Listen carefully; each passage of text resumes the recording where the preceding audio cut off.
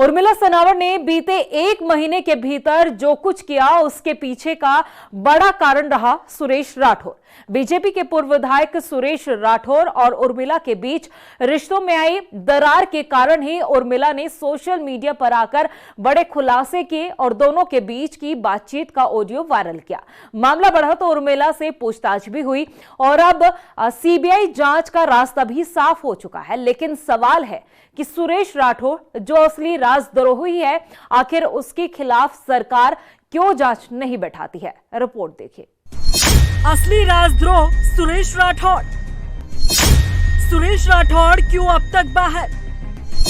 राठौर को क्यों नहीं उठाते सरकार?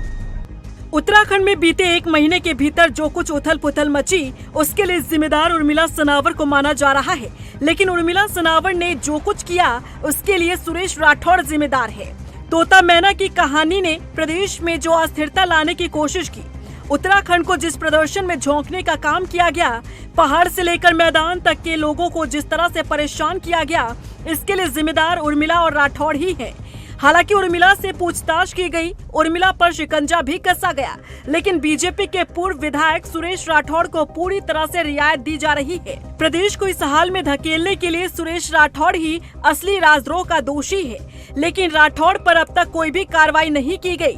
सीबीआई अपना काम करेगी, एसआईटी अपना काम कर रही है। उर्मिला को बुलाकर एसआईटी ने पूछताछ भी की, लेकिन आखिर क्या बात है कि अभी तक सुरेश राठौर को किसी पूछताछ तक के लिए नहीं बुलाया गया। हैरानी की बात तो ये है कि जब सुरेश राठौर पर केस दर्ज करवाया गया था, तब इधर पुलिस भी राठौर को ढूंढती रही, बीजेपी वाले भी खाली हाथ घूमते रहे। इस बीच सुरेश राठौर का हाईकोर्ट पहुंचना और वहां से राहत पा जाना बताता है कि सुरेश राठौर पर चाहते हुए भी ना तो पुलिस कोई एक्शन ले पा रही है और ना ही बीजेपी संगठन। और तो और इस बीच मीडिया के सामने आकर सुरेश राठौर की इतनी हिम्मत हो जाती है कि वो बीजेपी को छोटा और खुद को बड़ा बताने से भी गुरेज नहीं करते।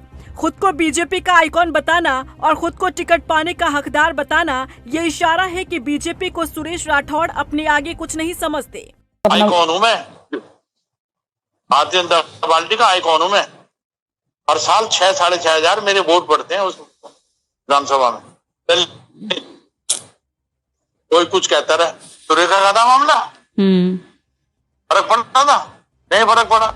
इसके बावजूद भी सुरेश राठौर पर कोई एक्शन न लेना ये जाहिर करता है कि बीजेपी सुरेश राठौर के आगे बेबस है। लेकिन सवाल है कि जिस शख्स ने उत्तराखंड में इस तरह से उठापटक करवाई, प्रदेश को इस हाल में पहुंचाया, वो सुरेश राठौर जो असली राजद्रोह का दोषी है, आखिर उसे क्यों नहीं उठाते सरकार? रफ्तार मीडिया के लिए देहरादून से ब्यूरो रिपोर्ट।